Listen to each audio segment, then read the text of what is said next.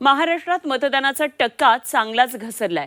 लोकसभा निवडणुकीच्या तिसऱ्या टप्प्यात महाराष्ट्रातील 11 मतदारसंघात सरासरी 61.44% मतदान झालंय, तर देशभरामध्ये तिसऱ्या टप्प्यात 94 मतदारसंघामध्ये सरासरी 60.19% मतदानाची नोंद झाली आहे। देशाच्या तुलनेमध्ये महाराष्ट्राचा मतदानाचा हा टक्का कमी झालाय आणि विशेष म्हणजे 2019 लोकसभा निवडणुकीच्या आकडेवारीवर नजर टाकली तर राज्यातील 11 मतदारसंघात सरासरी 63.81% इतकं मतदान झालेलं होतं आणि त्या तुलनेमध्ये यंदा महाराष्ट्रात मतदान कमी झाल्याचं हे स्पष्ट होत आहे।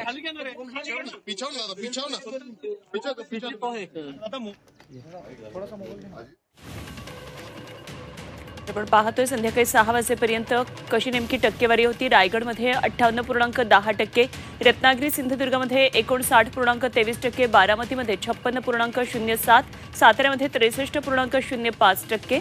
अमृत नोनी गॅस्ट्रिन, अपचन, ऍसिडिटी, गॅस्ट्रबल ह्यापैकी तुम्हाला कुठलाही गॅस्ट्रिक प्रॉब्लेम झाला, उपाय एकच, अमृत नोनी गॅस्ट्रिन।